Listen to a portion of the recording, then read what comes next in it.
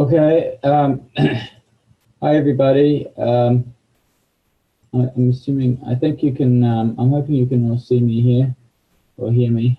So today I'm going to, the third day of this very concentrated teaching class on finite element analysis of machine design.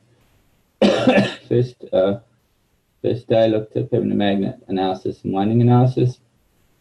Second day also looked at winding analysis, fractional slot design, concentrated winding design, and the idea is to use that theory in modeling and using a finite element analysis program. There's just not enough time to go over the finite element analysis program as well as the theory here.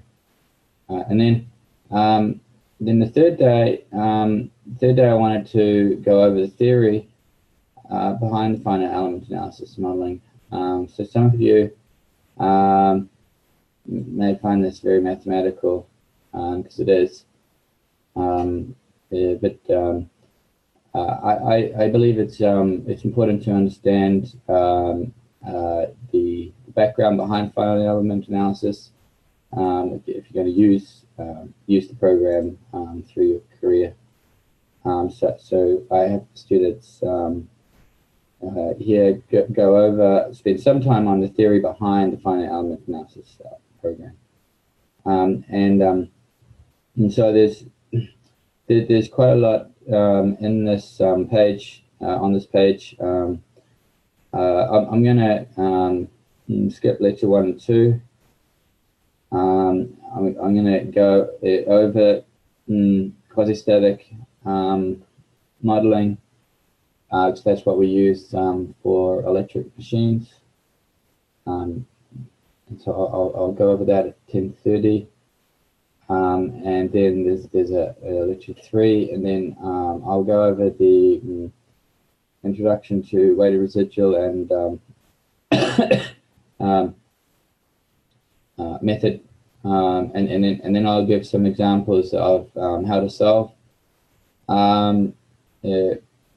problems using a realistic example problem based on the modeling approach used for finite element analysis, precursor to it, and then I'll go over finite element analysis problem that the students have to solve when they're taking the class with me, and they solve that in MATLAB, finite element analysis problem. So you know the idea is the class. If you take a full class, the class involves making a small finite element program using finite element programs, and doing the winding analysis. Those are and the PM motor pivot magnet modeling. Okay. So I will come back at 10:30. There should be some. I'll let you know about additional handouts as we go. Okay. My name, if you've not been here before, my name is Jonathan Bird, and I'm at Portland State University, and I have a cold. I will see you hopefully at 10:30. Okay. If you have any, I'm going to leave this on. I'm going to stop sharing. I'm going to leave this on, and if you have any questions, please put your comments in the comment box. There's a comment box you should be able to find, and I'll try to address them. But I just have to let you know there's quite a lot of math in this presentation. for today. Okay, thanks very much. So I'll see you at, hopefully I'll see some of you maybe. If not, I'll still be recording. I'll be back at 10:30. Okay, thanks very much.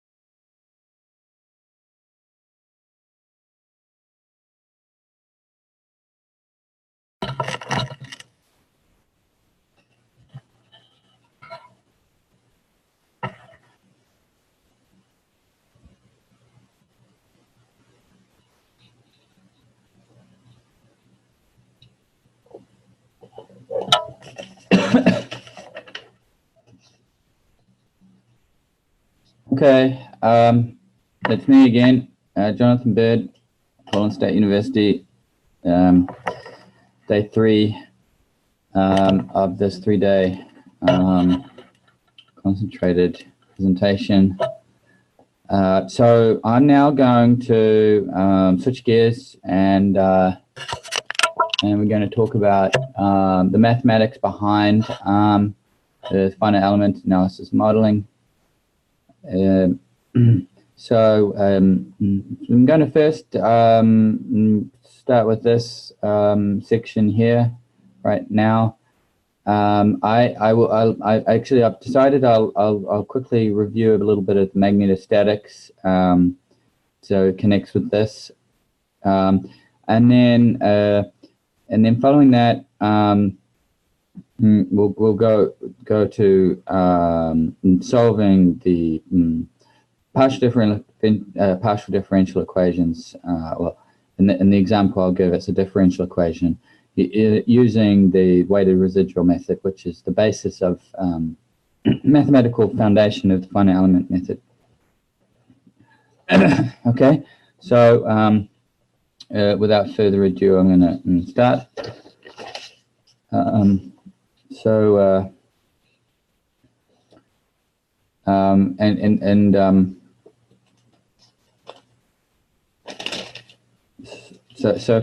I'm going to use some numbering. I like to use numbers to define the equations. Sorry, it's a little dark here because it's unusually cloudy in Portland today. So there's not as much sun coming through my window, and I don't have a desk light, but I think it's still not too bad, I hope.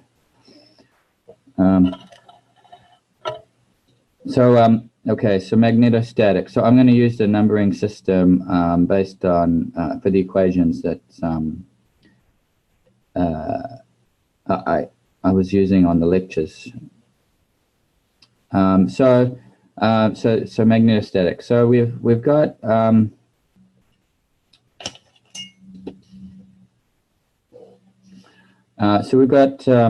number of equations here that are important. We've been using Ampere's law for quite some time in the class. Ampere's law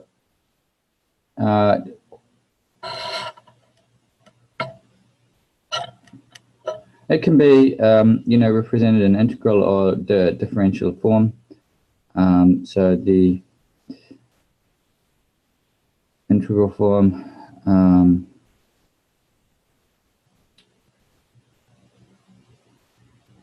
looks like this. So this is the enclosed current, basically just I current. This is current density. This is the field intensity. If you integrate the magnetic field around a loop, current loop, for example, H, if your magnetic field intensity integrate around the loop, then whatever goes through that loop is the enclosed current I. In differential form, and so I'm going to call that equation 9. Again, I'm following through with the same equation numbering as in the lecture videos.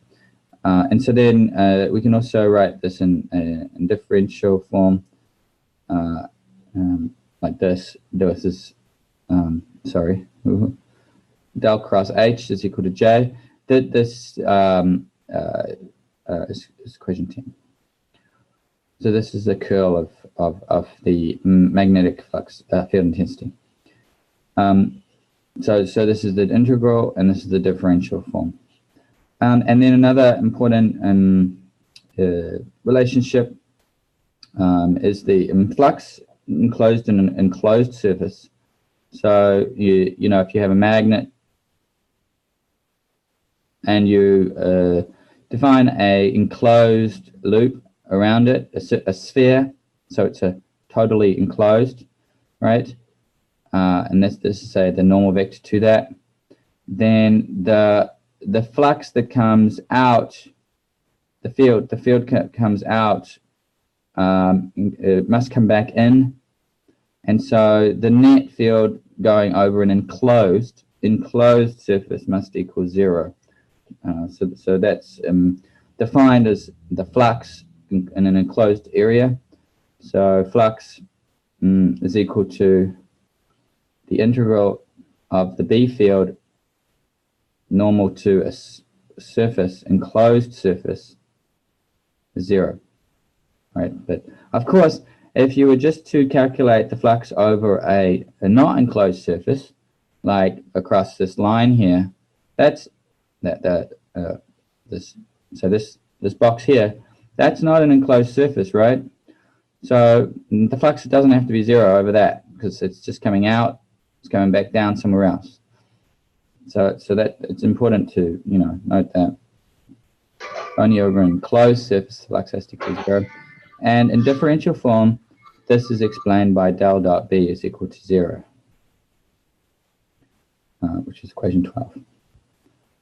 Okay, so basically this is just saying the total flux going through an enclosed surface has to equal 0.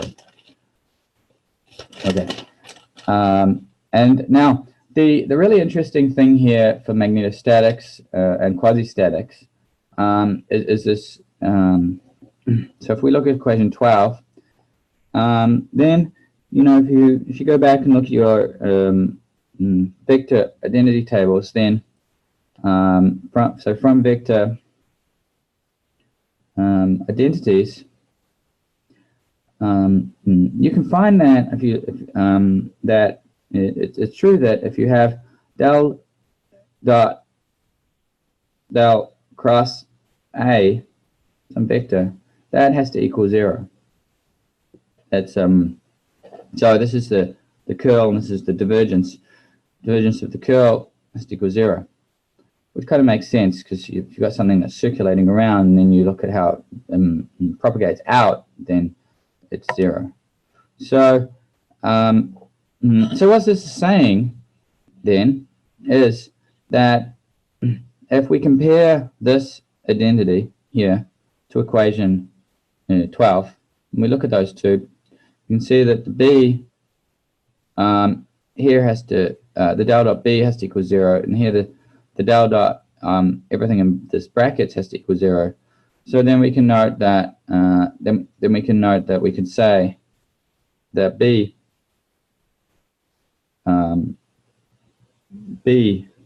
must equal del cross A,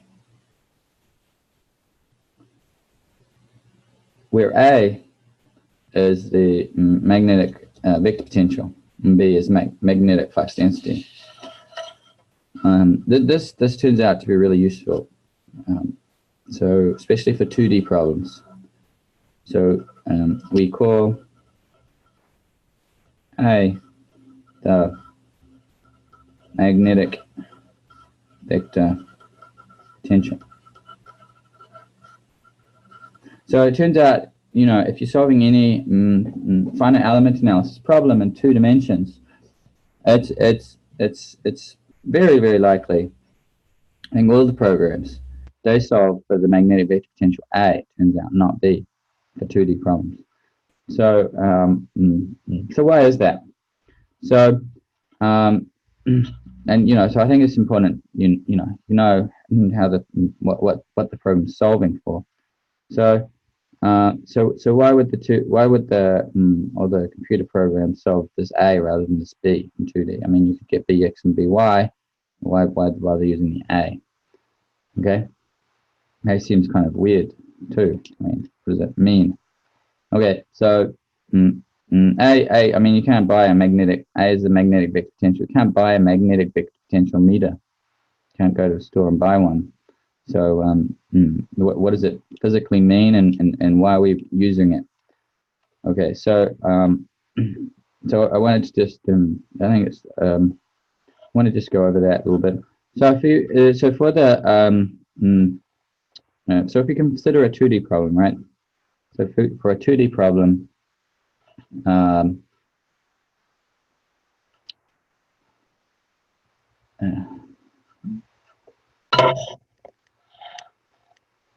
sorry about the lighting.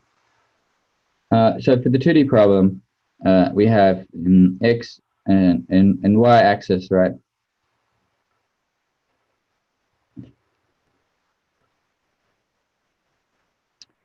only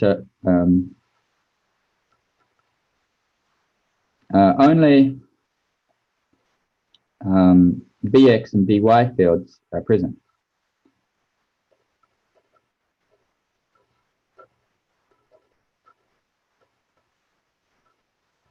Right, because you have, you only have the x and y coordinates. The z coordinate is into the page. So then if we look at the definition of the magnetic vector potential relative to the magnetic flux density, then we have B is equal to del cross A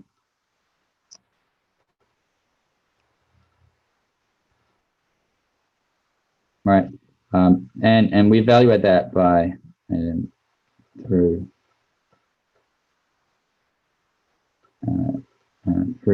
using this matrix here. So we have to take the cross product, and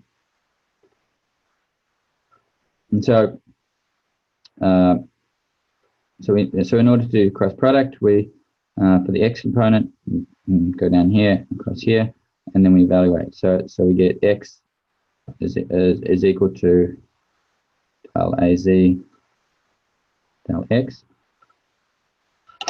Oh, sorry, but oops, I've written this all wrong here. So this is del a y. So we take the derivative of, we go across here. you go down and across and cancel those, and then you take the across here. So we get del az del y, and then the second term y. We cancel out this line and this line, and then go across, and we get that the y component. So when we evaluate the curl, the y component has a negative because it's the second term in this, and so we get del az del x. Okay, and so then so what this is saying is these are both az. So you only need, what this is telling us is we only need the az term, because that will then give us the bx and by. So we can see here that we've got x, bx. This is in the x direction. This is the x vector. This is the x normal vector. So we've got bx plus y, by. So the bx can be determined by taking the partial derivative of az with respect to y, and the by can be determined by taking the partial derivative of az with respect to x. So this is really neat, because this then means that for two-dimensional problems, we only need to solve for the magnetic vector potential, the finite element program, and then at the end you take the derivatives to get the bx and by fields to solve various problems of interest. So that this really saves on the computational time in the finite element program, because you only have to solve for the one field component. If you had to solve for two, it would be more than double the computational time. So the az, the reason I've only got the az here is because you don't need the ax and ay for the 2D problem. It's not needed. Okay, so that's why ax is so that's why the magnetic vector potential is extensively used for finite element modeling, because you only have to solve for one term, not two. But what about the physical meaning? Well, this is the best shot I've got at explaining what magnetic vector potential means. So, if you think about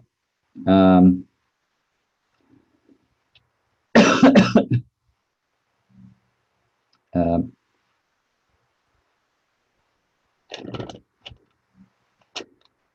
so if you think about, so let me let me write this. So what is A in physical terms? What does it actually mean?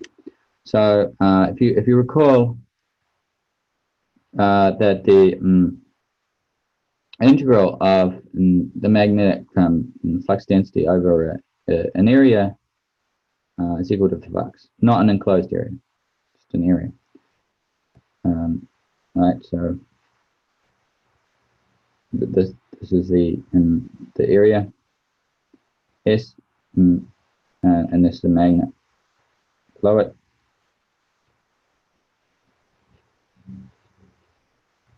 Then flux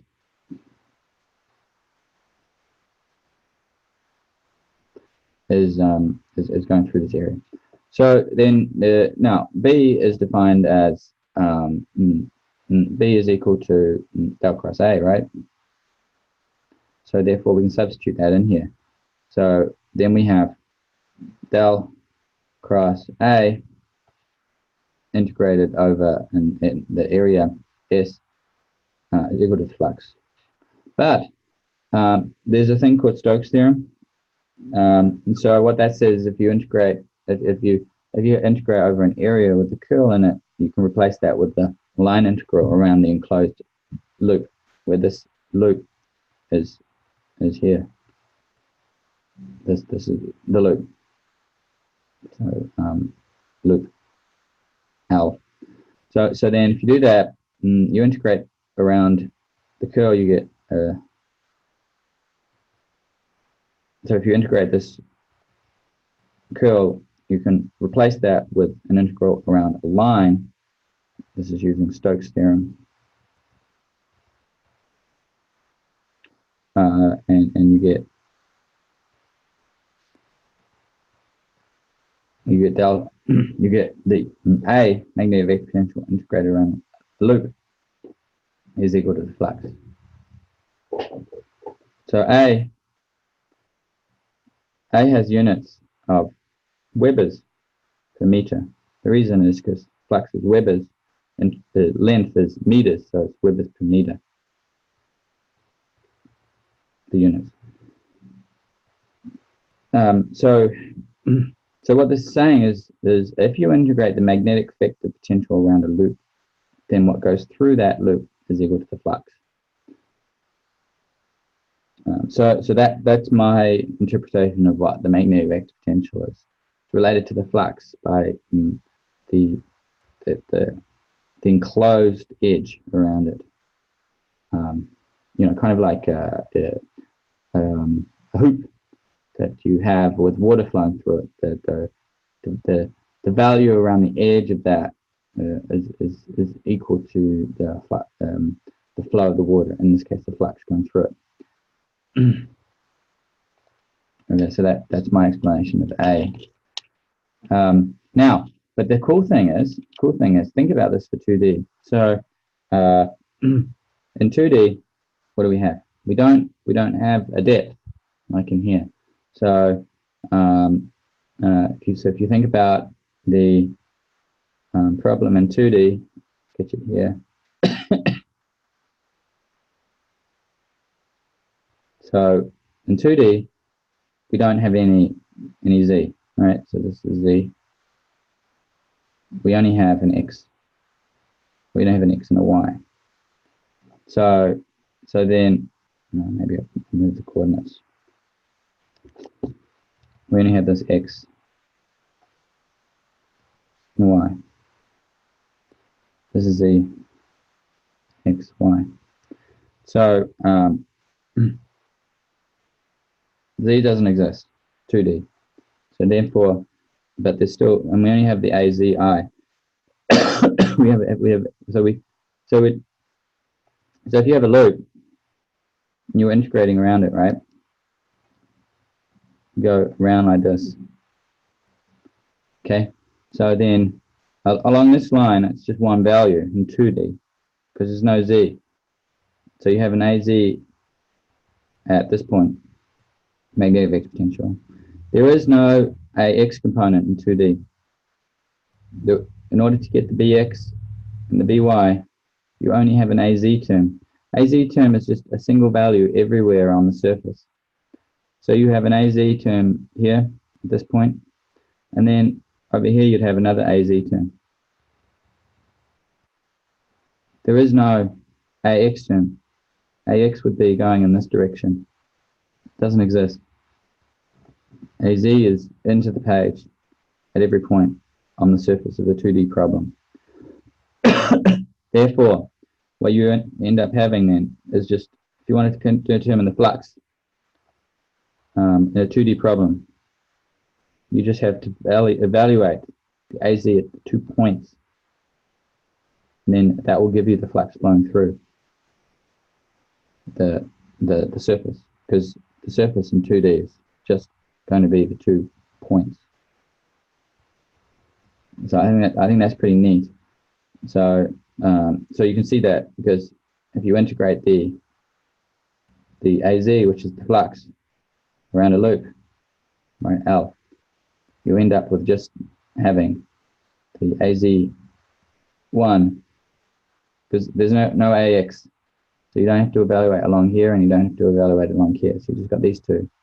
So you'd have a depth into the page, because the problem has to have some defined depth.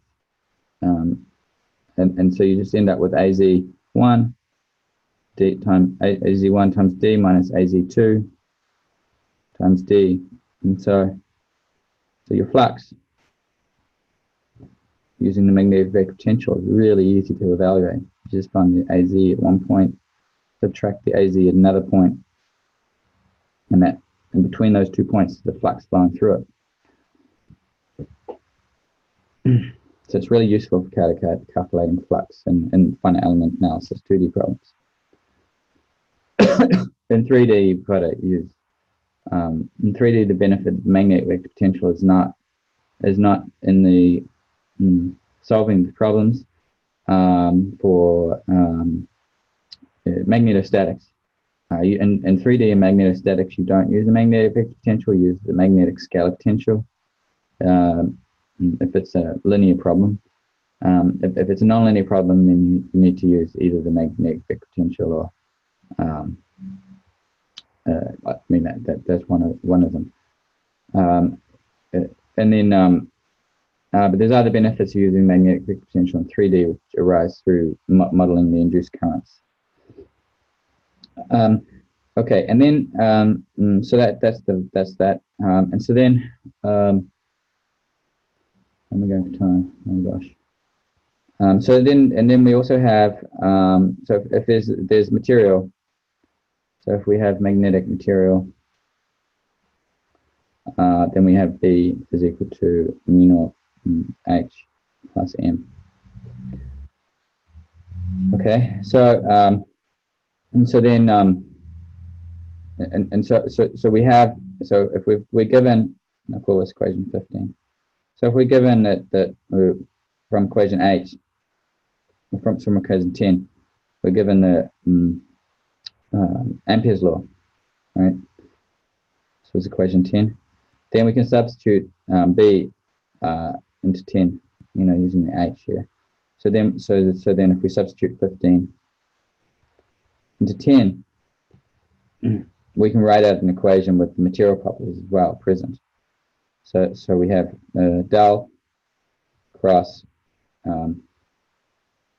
B over mu naught minus M, that's from the magnet material, is equal to J.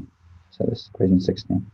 And then if we substitute the magnetic vector potential equation for B, we get del cross A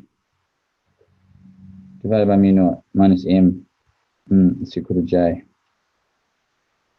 and that's equation 17. And then finally, oh sorry, off the page there. So we substitute we've got the del cross H equals J here. We substitute the B in, so we get this. And then we substitute for the B for the magnetic potential, we get this. Now we've got del cross A. That's kind of annoying.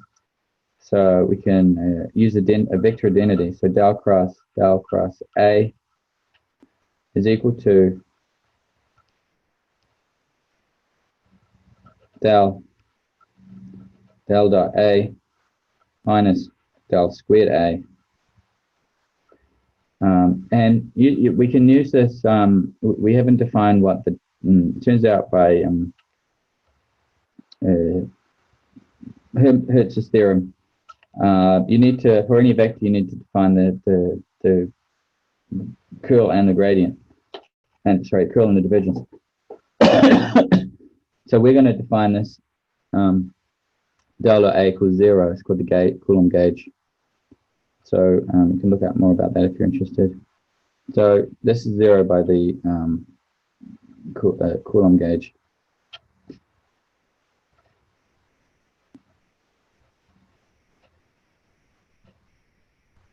And then we're left with so then this goes to 0, and then we're left with just the del squared A term. So we get so we can substitute that back in to 17, and we finally get minus del squared A mu naught is equal to del cross M plus J. This equation 18. So this is magnetic. There's nothing time changing here. So this is the source terms. You've got a magnet flux from magnets, and you got a current density term from currents. So these are the source terms. And so they act on, they create a field which you can solve over here. Okay. Right. Now, so now let's look at the case when we've got changing time. Okay, so if you have any other questions, let me know. I'm going to get to the question that Seth had about the limitations and the time changing. Now, so we have the quasi-static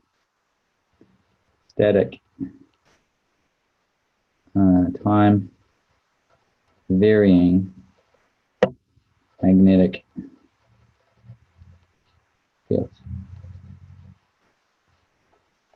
Okay.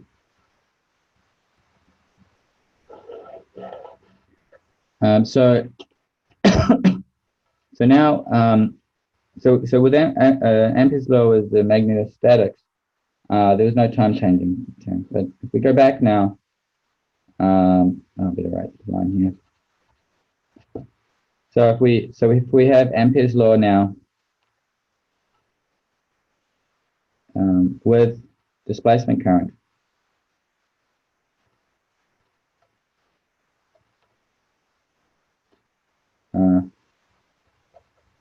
we have, so it's no longer, everything's no longer static. There's time involved. Then we have this del E, del T term. And then from Faraday's law,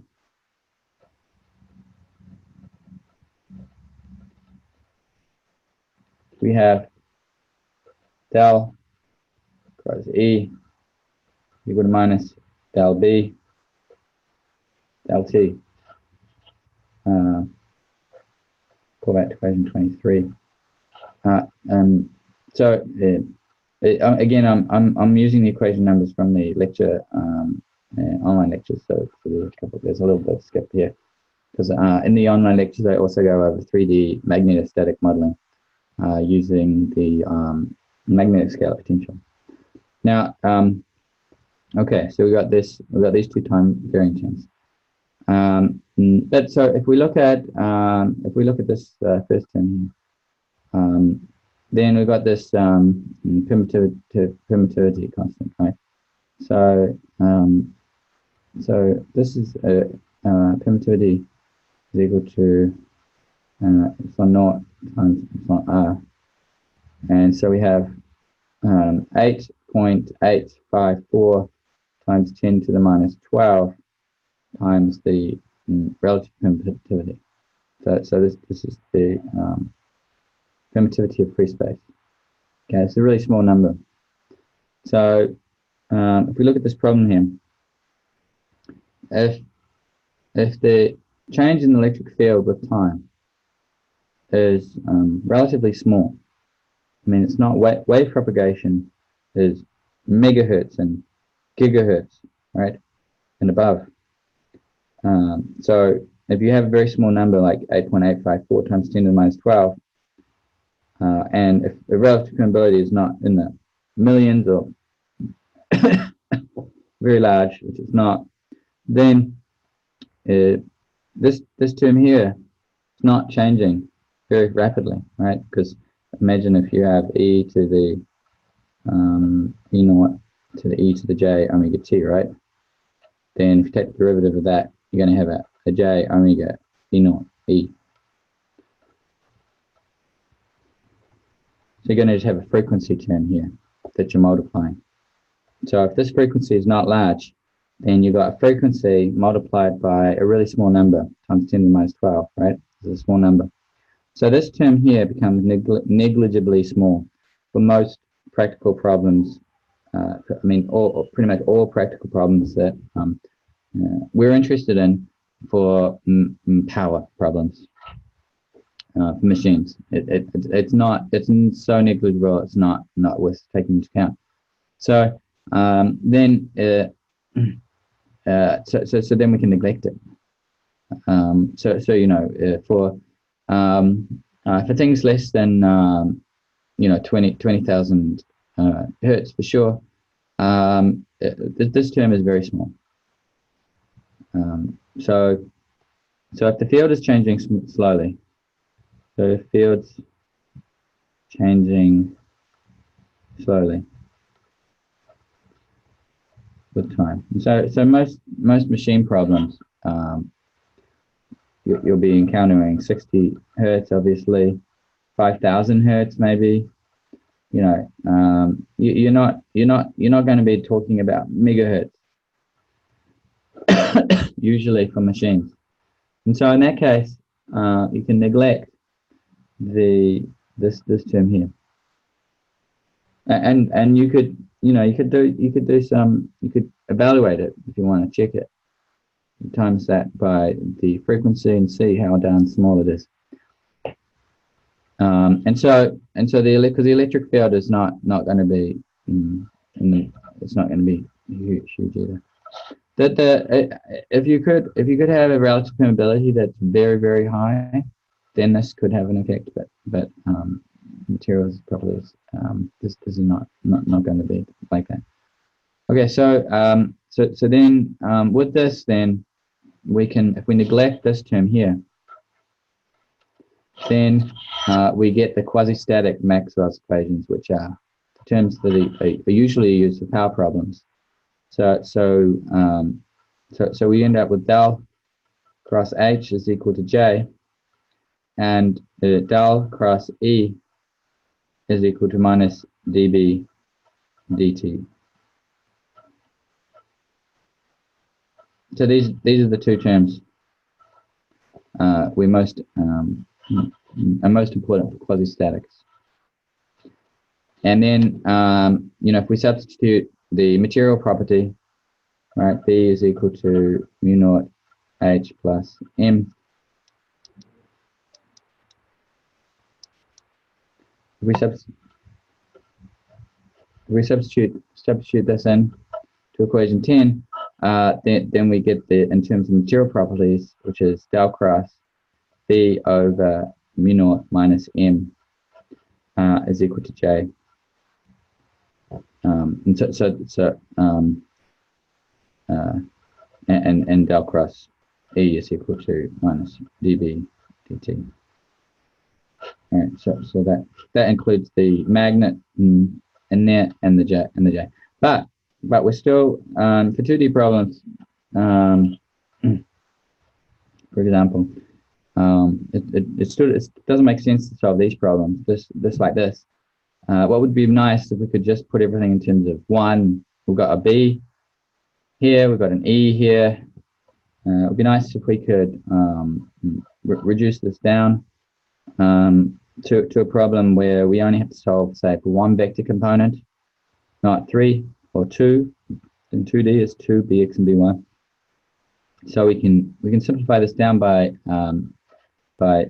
using B is equal to del cross A, right? So if this was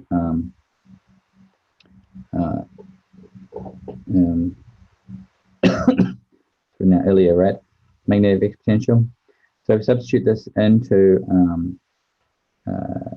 16 and 23, these two, then we get del cross A over mu naught minus M equals J, and del cross E is equal to the time partial derivative del cross A. Like that. Or I could rearrange this term to be del cross E plus del A del T is equal to J. Call that 26.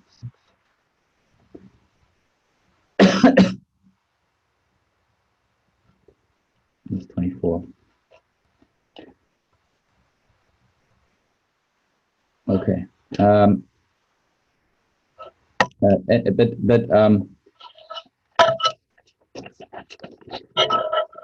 a bit more involved here. So it turns out this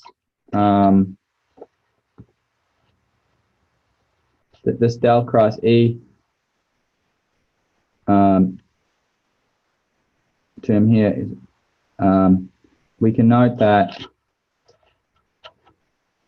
since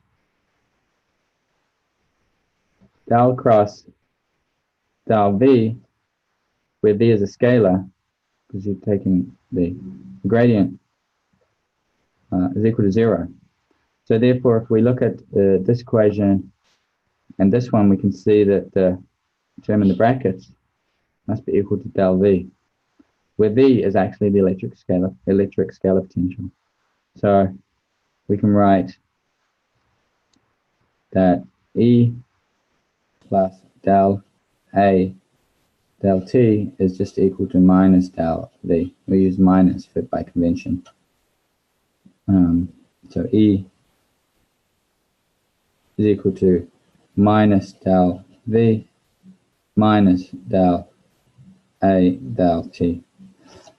For static problems, del AT is equal to 0, and then you're just left with the del electric field is equal to the gradient of the electric potential, V being the voltage.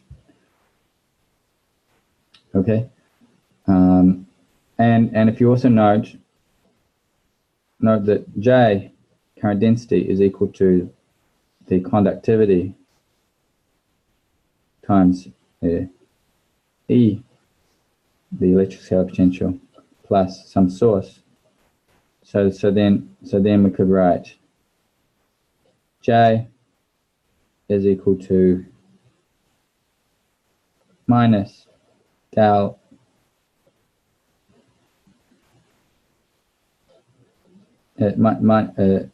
this is the conductivity. Whoops.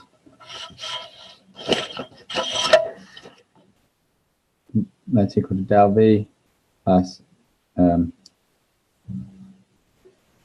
so I'm substituting for E here. I'll call that 27. Substituting 27 into the current equation, 28. Let me write that here. we put 27 into 28, and that gives J is equal to, I'm getting ahead of myself. J is equal to minus del V plus del, J is equal to the gradient of V plus del A over del T plus the J source. 29. Right, and then so finally, we've got the equation for J in terms of the change in the voltage, right, with position, and the change in the vector potential with time, which is induced current. So plus some source. So there's three different ways that you can create current density in a material. And so we can now substitute 29 back into 24, which was written here. This is 24. This is the J.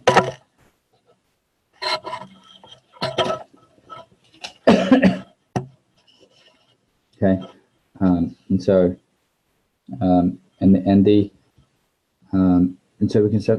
we can also write the del cross A in terms of del squared A.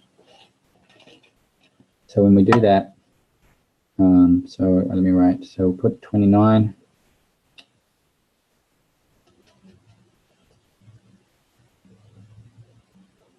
Back into 24. That gives us del cross A over mu naught, and I'll write it out. Minus del cross M is equal to minus conductivity times del V plus del A del T plus J S. And so this del cross A, this can be written as del squared A over mu naught. So collecting terms, we have del squared A over mu naught is equal to the conductivity del A del T plus conductivity gradient of V minus del cross M minus JS.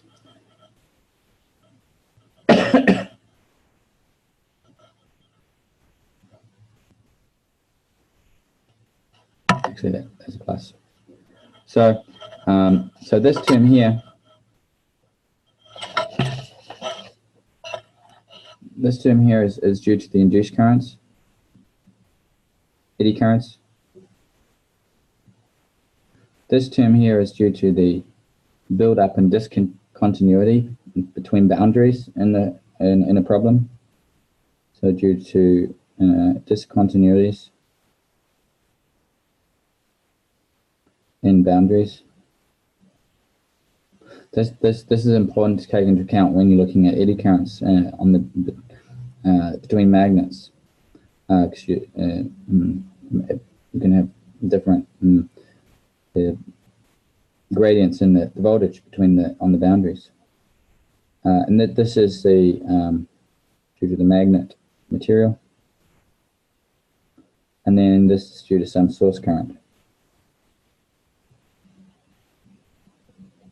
So you have four different causes of that can provide a magnetic potential on the left. But you can see these two are coupled. Eddy currents create magnetic vector potential. Magnetic vector potential change can create eddy currents. Okay. So that's that. I'm running a bit over time for once. Okay, and then lastly, so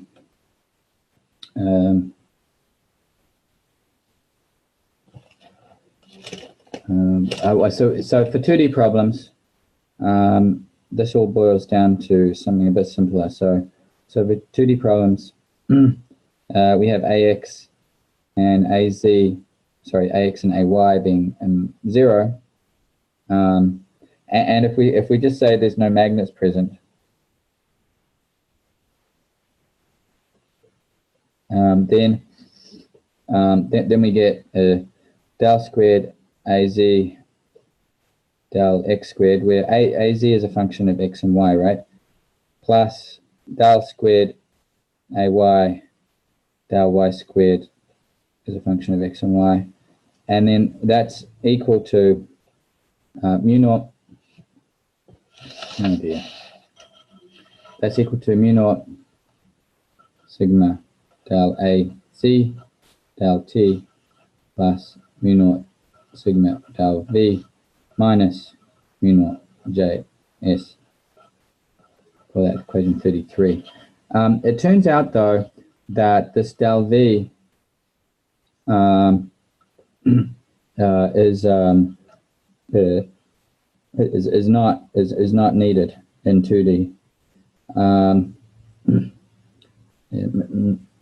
So maybe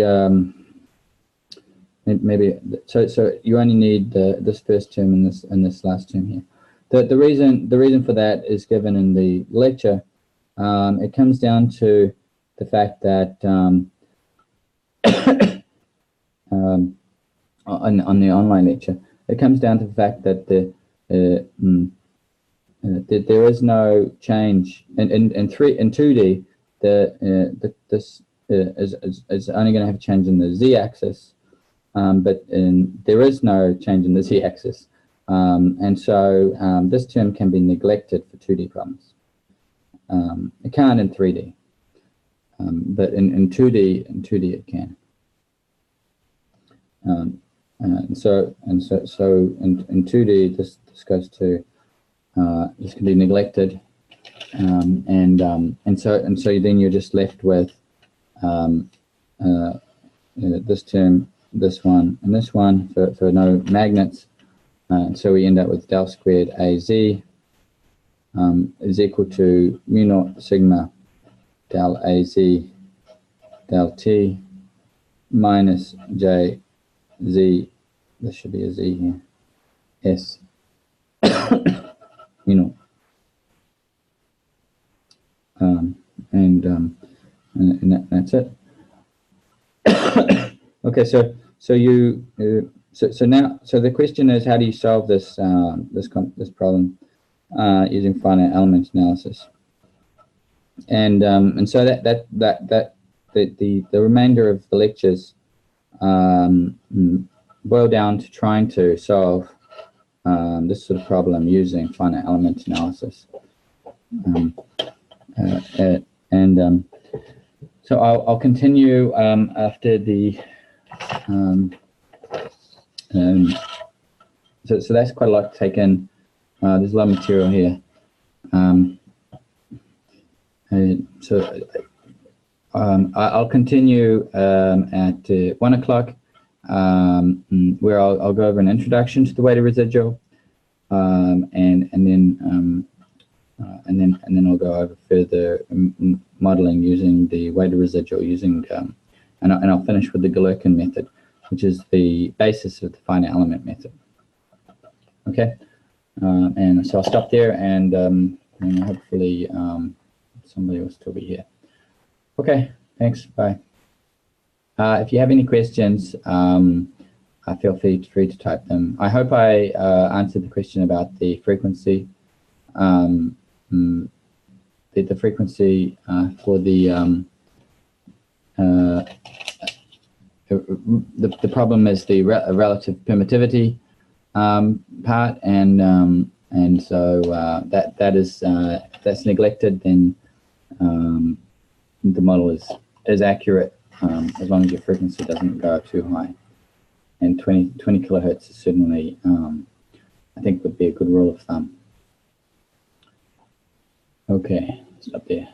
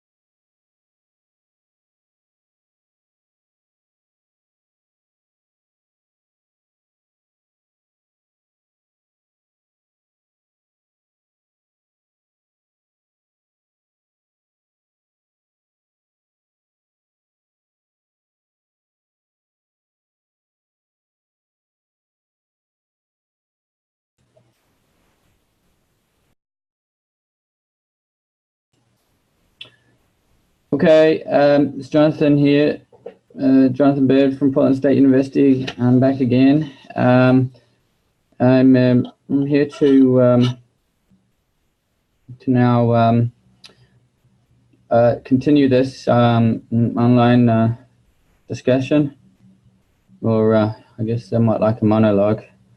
I was going to now talk about the weighted residual method. Now, I kind of wrote this schedule up some time ago, and I've got the introduction to weighted residual method here, and then for half an hour, and then I switched to this lecture 4, which involves the step-by-step solving of the residual method, and point collocation and least squares. And then this actually should have been shifted. So I what I've decided to do now instead is I'm just gonna go all the way through. I'm gonna talk about all of this whole section now together, and then finish, because this one here is quite short, and in fact this one would be too short, perhaps. So I think it would be better to talk about this whole section as one, and then finish up. So I'm thinking it will maybe take well, let's see, 2 hours, 1.5 hours. We'll see how it goes.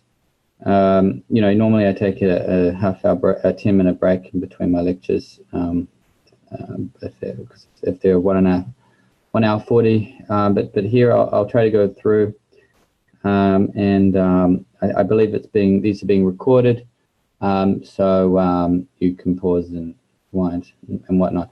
But the idea here, the purpose of this section is to set the scene for the understanding of how the program solves the finite element analysis program. So it's a few lectures, but then in my opinion, it gives you a feeling that it's not a black box anymore. That the finite element analysis program that you use is not just this unknown black box that spits out results. You get a feeling for really what's going on inside of the program. I mean, clearly there's much more details, and the devil is in the details. But with the simplified problems that are presented, and looked at, I think it gives you a foundation for understanding what's going on inside the finite element analysis program. And so my view is you don't want to have to solve it yourself, but it's good to know and have some appreciation for what's going on inside the software, so that you can have a better foundation for understanding the results. There is still research being done in finite element analysis modeling. I was recently at a conference on computational electromagnetics. There's different research areas. There's a meshless approach that's being looked at. There's always new ways of modeling the different materials and losses. So there are still some people doing research in the modeling of magnetostatic, quasi-static problems.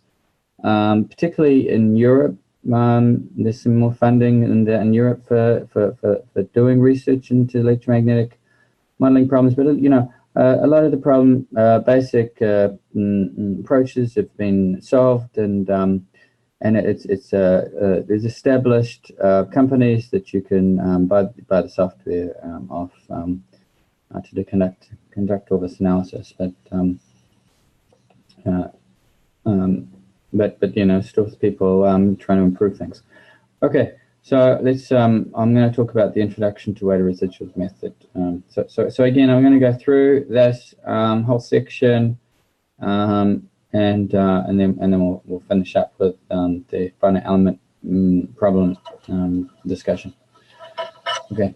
If you have any questions, if anyone is still listening, if you have any questions, then you know, can type it. Okay. All right.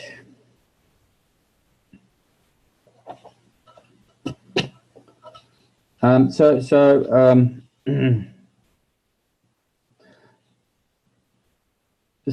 what I'm going to do here is I'm going to sort of frame this in terms of a particular problem that we're going to solve. It's a simplistic problem, but it allows you to think about the math in terms of some equations, not just esoteric results.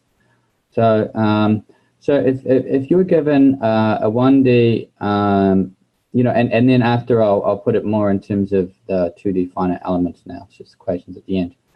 So if given a 1D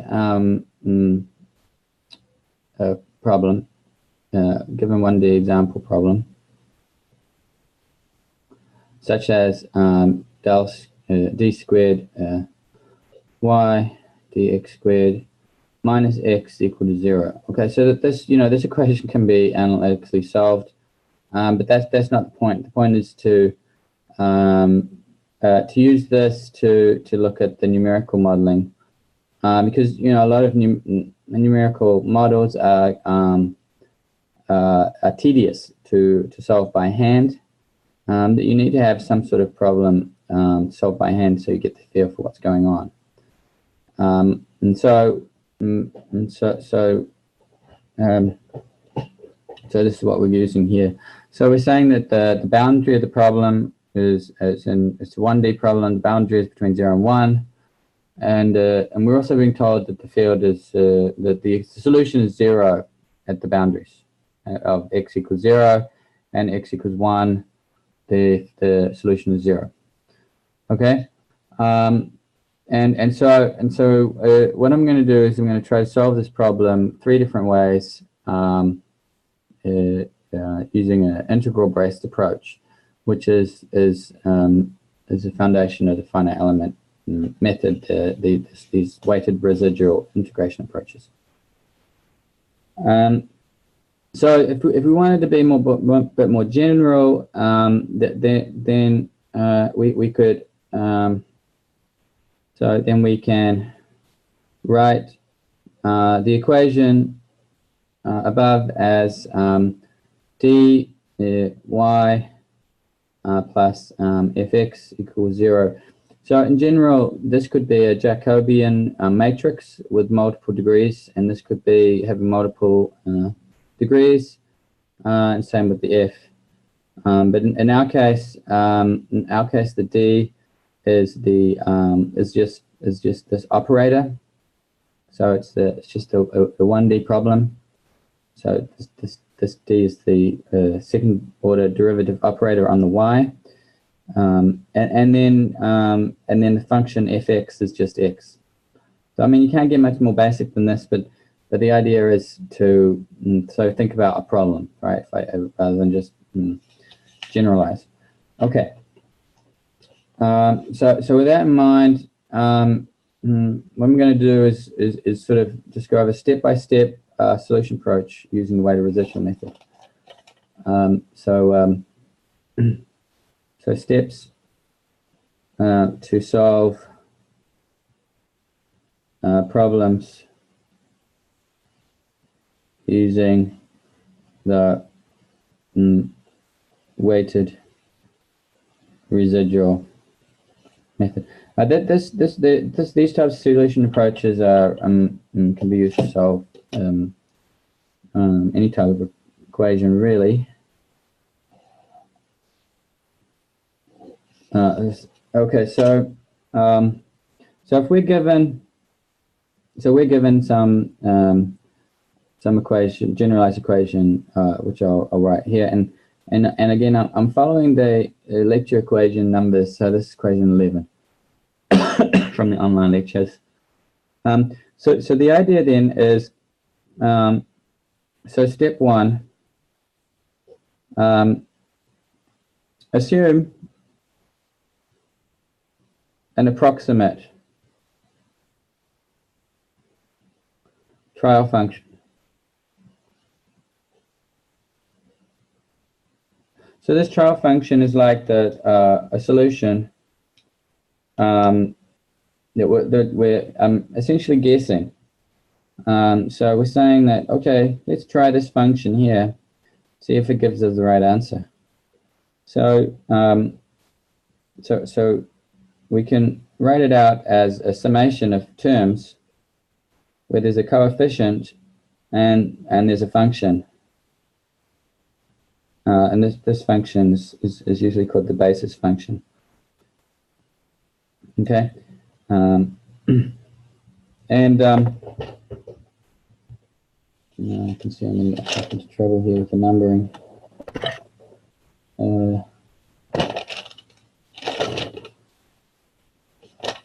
Let's see. I think I'm going to regret this, but I'm going to call this equation 12.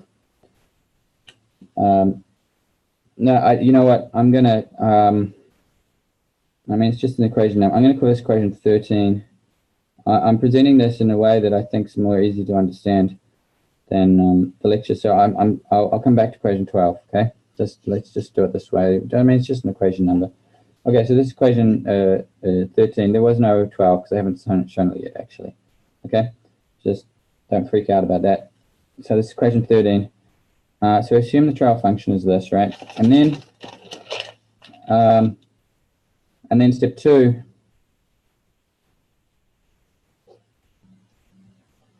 Verify that this trial function satisfies the boundary conditions. So in this problem, the boundary conditions are these two here, 0 on the boundaries. So step 2 is verify trial function satisfies the boundary conditions. And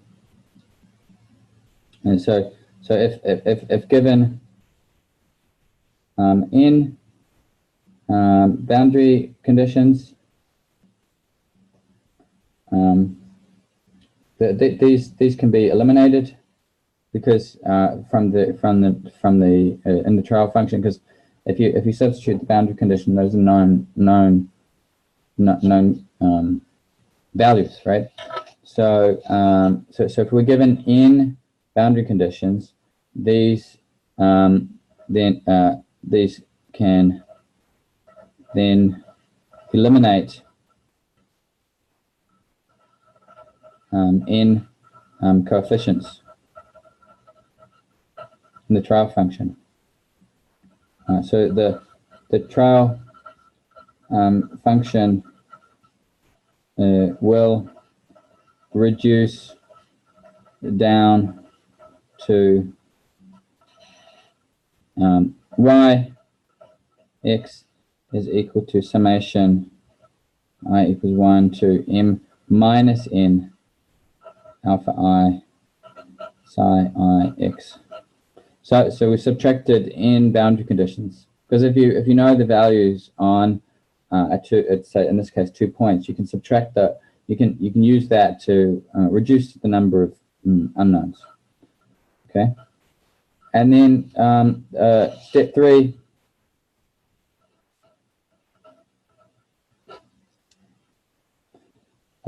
Then this is a trial function, like a guess.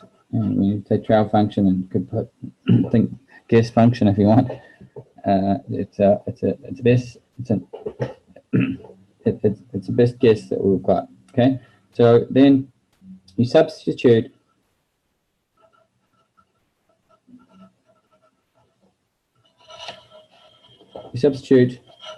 the assumed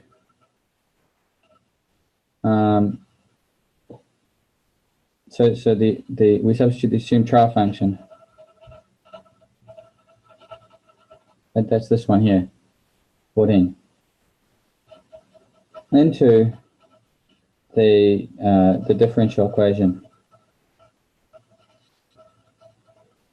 So the differential equation is this one, right? In its general form. It's just a derivative of y plus something of x, okay?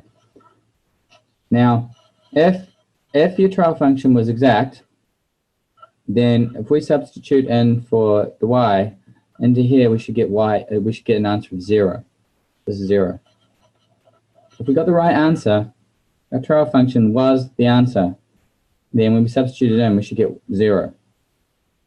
But if we substitute the trial function in for the y and evaluate, and we don't get 0, then, you know, we don't have the right answer, but maybe we're close. Maybe it's close to 0. So the amount that's not 0, the amount that is off, it'll have a number, right? We'll put the trial function in, we'll get a number out here that's not 0. If we get the wrong, if a trial function is not exactly right, we get an error. And that error is the difference between the correct answer and the trial answer. In evaluation is called the residual. So if we substitute the assumed trial function 14 into the differential equation, we get a residual, which is an error, basically. We get it's a fancy word, we get a residual. It's basically an error, right? So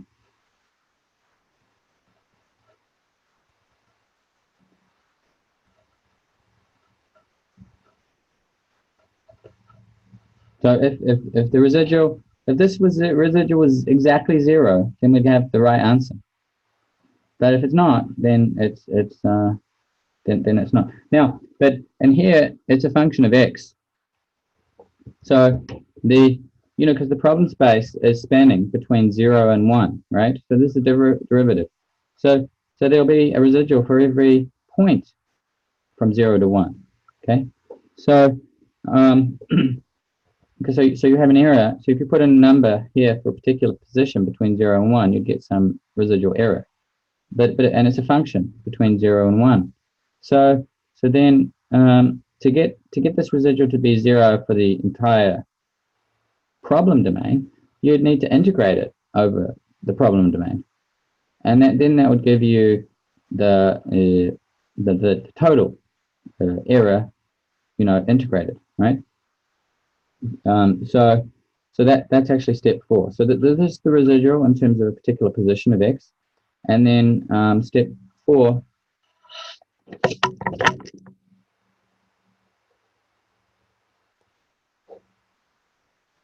We apply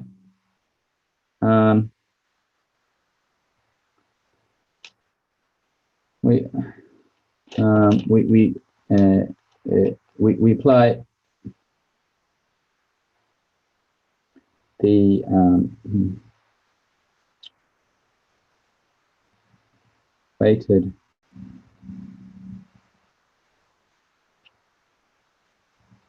weighted residual condition. So we integrate the function the residual with this additional weighting function. So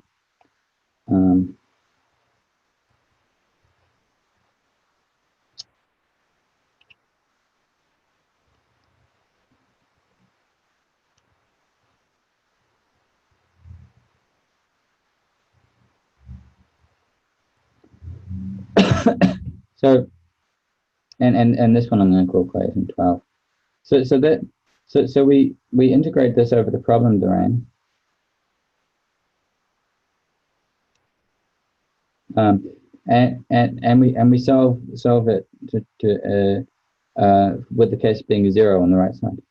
So this weighting function here can have different terms.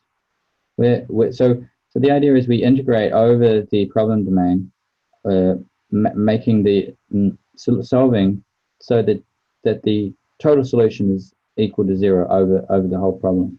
that's why it's 0 on the right side. So this is the residual.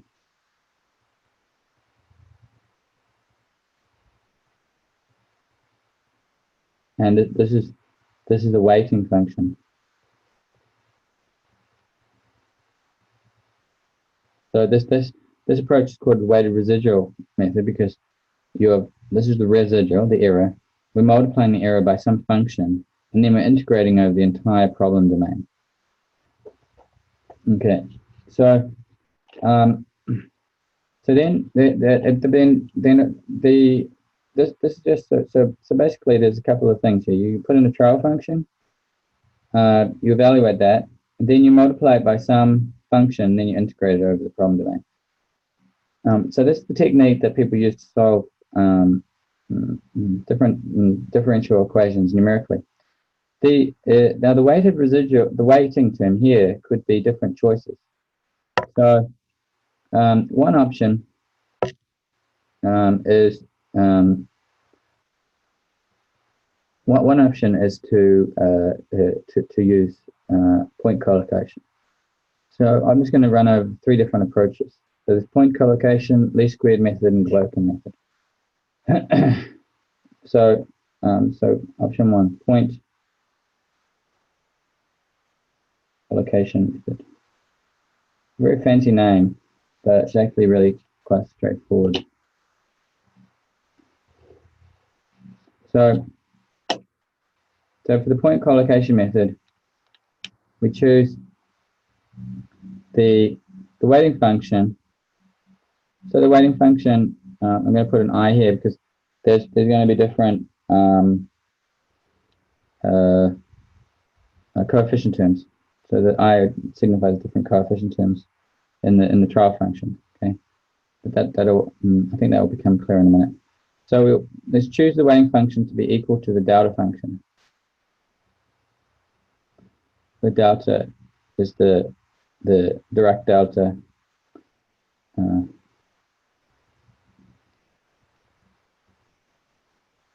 Dirac delta function. So when you have the delta function and you integrate it, you just get out the term in the square brackets.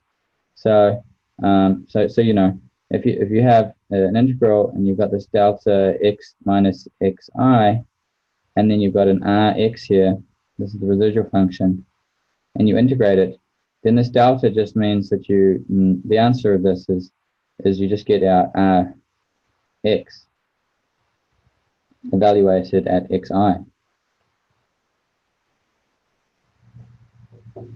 Okay, so basically what this is doing is just simply making the residual 0 at the particular xi points. Okay, so then for this 1D example, so we have an example here. So we'll apply this point collocation method to this example. The example was where we have the second derivative, this one, and with between evaluated from 0 to 1, and we have y equal to 0 at 0 and 1. So using the steps, then we have step 1, where we have a trial function. So let's choose the trial function to be equal to alpha plus alpha naught x plus alpha 1 x squared plus alpha 2 x cubed, and so on. And the alpha terms, these are the unknowns. Okay. So then, so that's going to be our trial function. Again, it's a guess. That's the one we're going to go with. So then the next step 2. Step 2 is we make sure the solution satisfies boundary conditions. So we've got yx So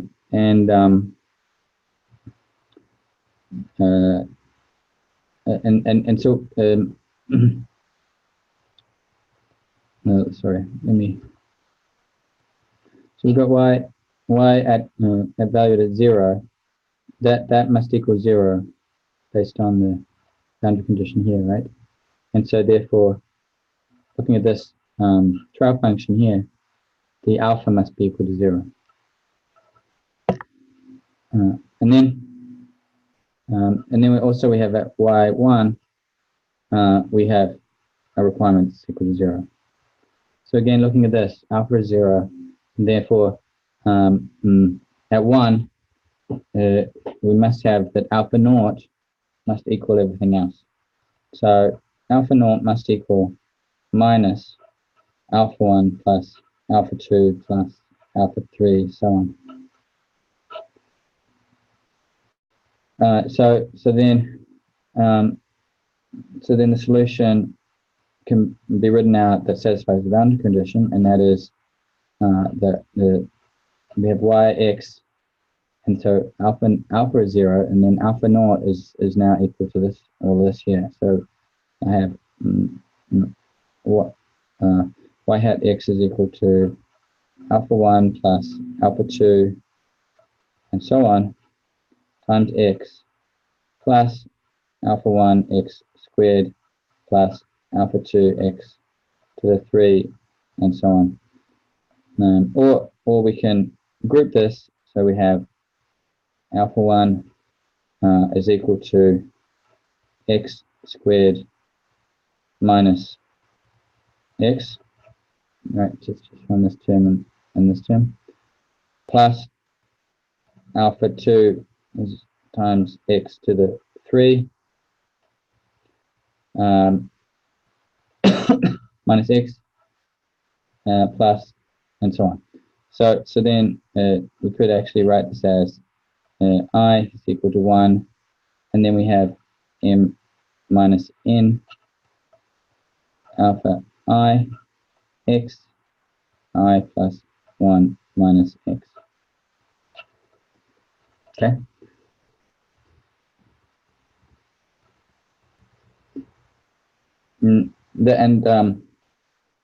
And so this term here, this term here is often called the basis function. Basis function. So we could more generally write this as I equals 1 m minus n alpha I psi I x, like that. So like that.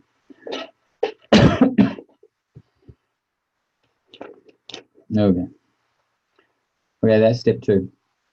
And then step 3.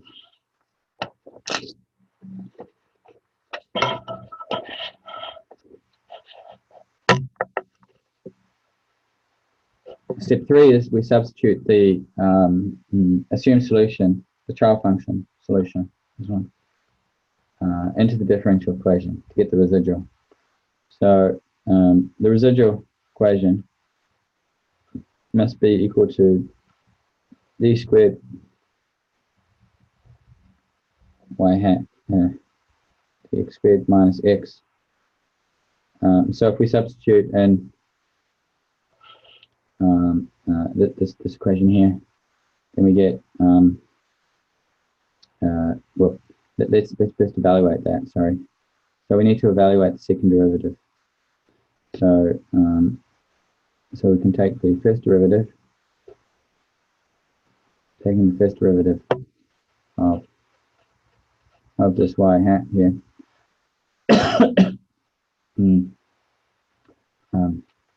So if we take the derivative, this is x to the I plus 1. Take the derivative, the I plus 1 will go down. So we'll get alpha I plus 1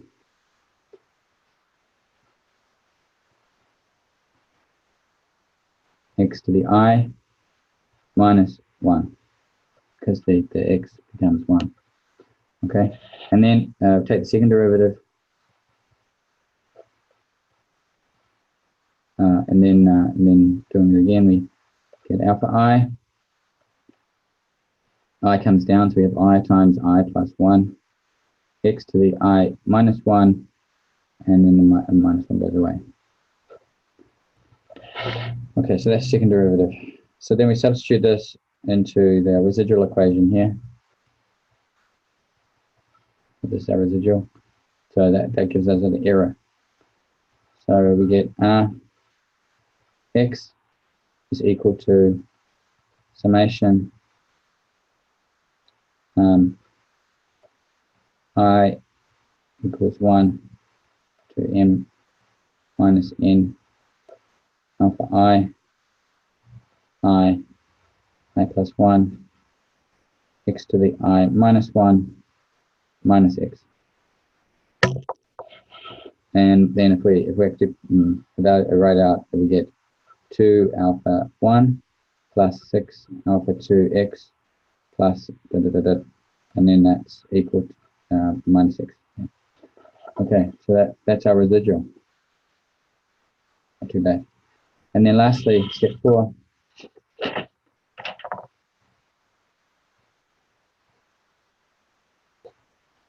We solve it. So we solve this equation. We solve it by setting it equal to 0 for the point collocation. So we have r x I must equal 0 for I equals 1, 2, all the way up to m minus n. Now, for our special case, let's choose the m minus n equal to 2. So then we just have I equals 1 to 2. That's it. So because otherwise it gets too complicated to do by hand. So for our case, minus n equals 2. So then we just have 2 equations to solve. So then we have Rx is equal to 2 alpha 1 plus 6 alpha 2 x minus x. We only have the alpha 1 and alpha 2. Okay, so now we can choose a couple of points. Now we're evaluating it between 0 and 1. So why don't we choose somewhere in between? So let's choose to solve the residual. Might force the error to be 0 at 0.25 and at 0.75. Okay, so then we have x1 is equal to 2 alpha 1 plus so I'm just basically substituting x1 into the residual equation. So we have 2 alpha 1 plus 2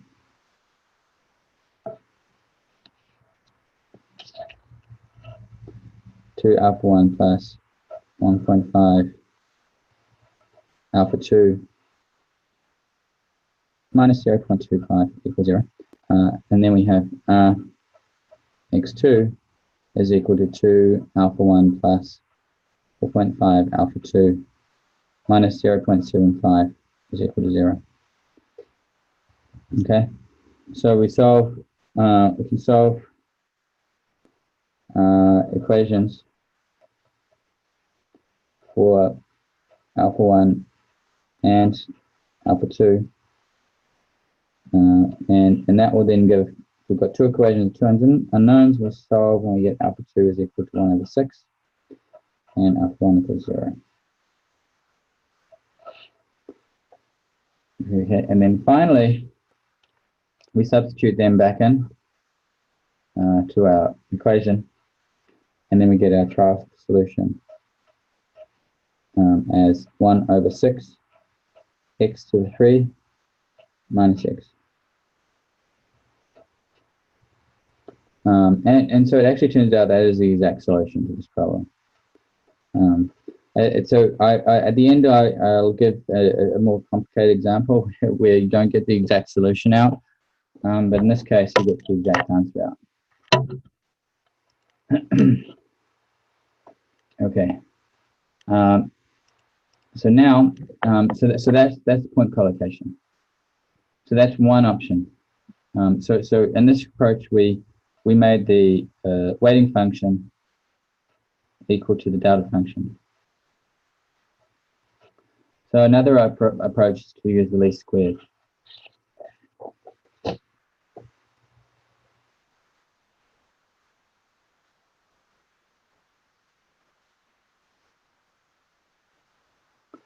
Okay, so the least squared method is different. So in the least squared method, what we do is we have that trial function, and we substitute into the residual, and then we integrate the residual. We integrate the square of the residual. So so we get L d y hat x plus fx squared dx. Call that equation 20. But now, if you want to find the minimum error, the minimum point, then you take the derivative. So in order to find the minimum, which should be the minimum error, right? You differentiate the trial function coefficients. So what that means is we take the derivative of the square of the residual error. Quite a clever idea. Let's set that to 0. So with this I is equal to 1 to n minus n. Or if we put that inside, then we get the derivative of r to alpha I times r dx. Like that. Oh, maybe I should write those as functions of x.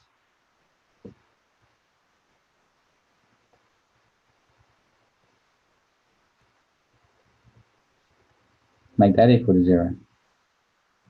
I mean, there's a 2 there too, but the 2 goes away because we're making the rate equal to 0. So now, if we look at this equation here, we compare it. So we compare it to 12. I'll call this one 21. So if we compare this to 12 was the weighted residual equation. So we had W dy plus x. That was this equation here. So if we compare 21 to 12, this is the residual here in square brackets r. You can see that they're the same, except the weighted function is the derivative of the residual. See? So then the least squared method involves making the weighting function equal to the derivative of the residual, where you're taking the derivative of the coefficients. It's kind of neat. So so what we can do is we can so going back to the example, we can resolve the problem using the least squared. So but we don't have to do everything again. We've got the residual out, it's the same thing. So the residual is 2, if we use the same trial function, is the same as before. That was equation 19. So then all we have to do is take the derivative of the residual for the 2 with respect to the 2 unknown coefficients.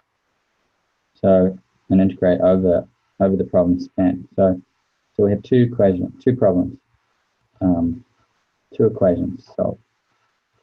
We've got the derivative of the residual with respect to alpha 1 times the residual integrated over the problem space. And then we've got the derivative of the residual with respect to alpha 2, the second unknown, multiplied by dx. So if we take the derivative of r with respect to alpha 1, we just get 2.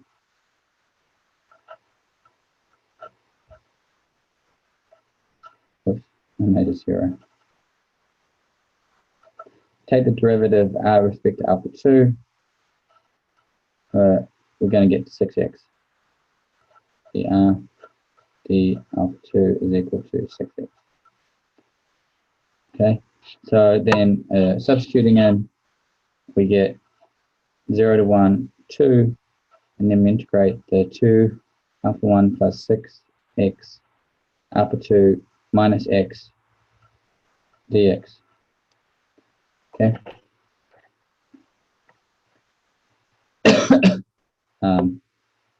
And that, and then we solve that and set it equal to 0. And so we get 4 alpha 1 plus 6 alpha 2 minus 1 is equal to 0. And then we do the same for the second equation, 0 to 1, and that's 6x. And then we have 2 alpha 1 plus 6 x alpha 2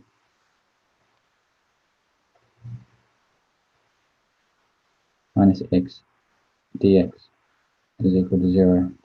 And we integrate that, and we get 6 alpha 1 plus 12 alpha 2 minus 2 is equal to 0. So once again, we have equation 1, equation 2. We've got 2 equations, 2 unknowns. We solve the 2 equations, 2 unknowns, and we get out alpha 1 is equal to 0 and alpha 2 equals 1/6, which is the same answer as we did before. Okay, again, this is, I'm just making it, it's a simple problem because then we can solve it. I'm going to show on the computer in a minute a more complicated example. So just bear with me. I'll show it in MathCAD. Okay, and then so that's least squared. So least squared, we make the weighted residual equal to the derivative. Point collocation, we make it equal to the delta function. And then now, third one, Galerkin method. This Galerkin method is shown to be the best approach, and it's the one used in finite element analysis. So Galerkin, here we go.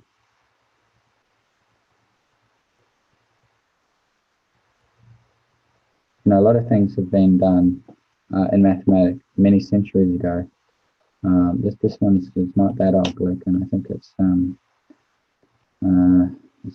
maybe 100 years old. So the Galerkin method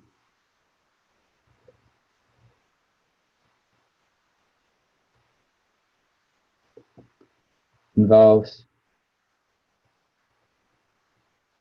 choosing the weighting function to be the basis function.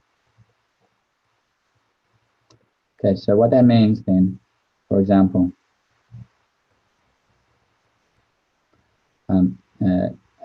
if the trial function y is equal to alpha 1 x squared minus x plus alpha 2 x to the 3 minus x, okay? That was equation 18. Then what we had is alpha 1 psi 1 x plus alpha 2 psi 2 x, right? And we just had the two terms, we could keep going. The term in front of the coefficient, the unknown coefficient, that term is called the basis function. That term this term describes how the weighting changes, how our weighting changes across the problem domain. And that term there is used in the trial function. So this is the basis function. So then if we make the weighting function equal to the basing function, then the Wx is equal to the psi Ix, which is basically equal to the derivative of y with respect to alpha I.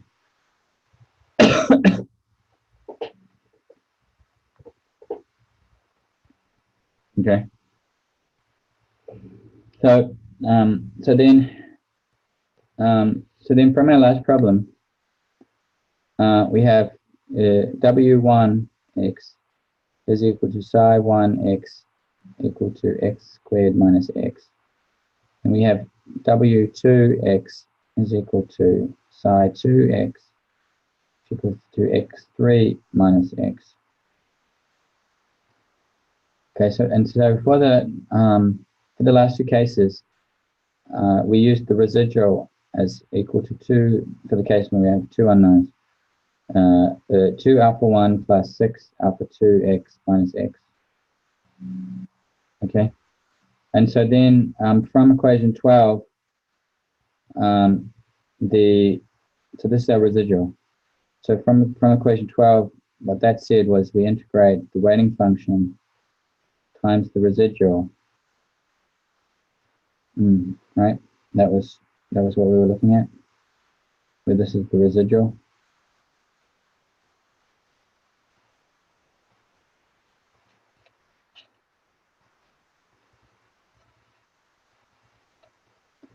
So then we can substitute the residual and the weighting functions into this to get to the two equations. So we have integrate over the problem domain.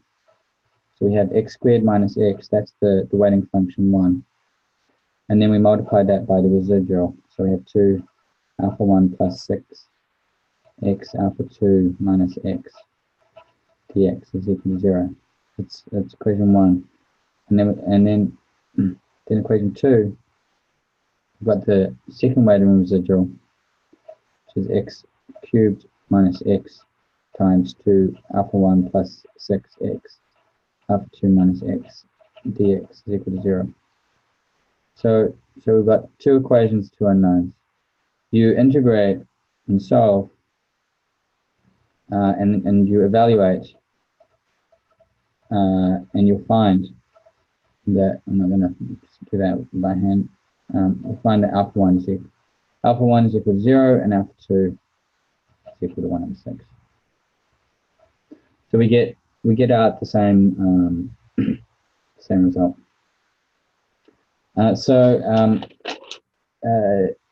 Okay, so that's cool. So we've solved the problem and got exactly the same answer 3 times using 3 different approaches. So that doesn't necessarily tell you too much, but the idea here was to show the method.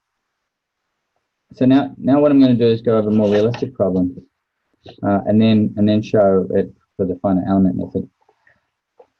So a slightly more realistic problem.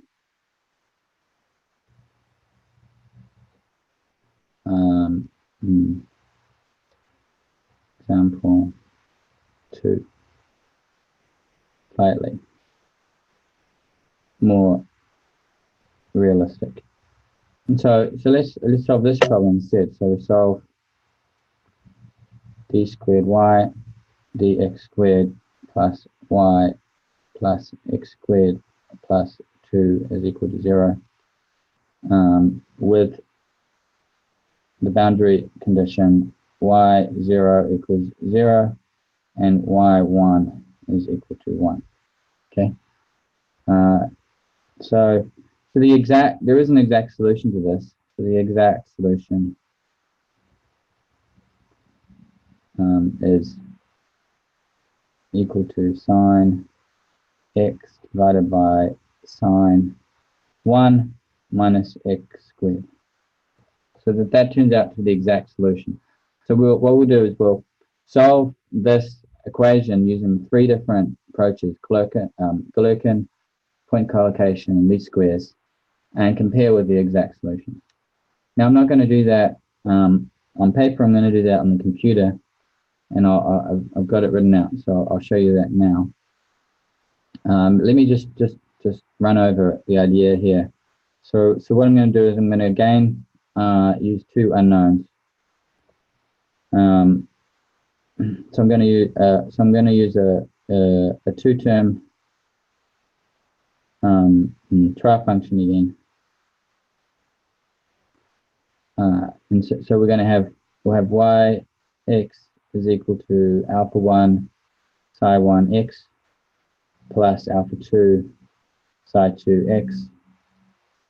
So that's alpha 1 x squared minus x plus alpha 2 x to the 3 minus x. That's our trial function, where this is psi 1 and this is psi 2. So then with that, the residual is you just stick the trial function into the equation. So residual would be, we just write the same thing but with a hat on the y. So we have this here, we've got the hat on the y. So we want this residual to go to 0. And so you can determine the derivative of the y function, a second derivative. So that's 2 alpha 1 plus 6x alpha 2. And so you substitute that into the residual, and so that will be your residual equation. So let me just write that out. So we get alpha 1 to, this is after some manipulation, plus alpha 2 5x plus x to the 3 plus x squared plus 2. So that's your residual equation. So the question is, which is better? We can evaluate it using the point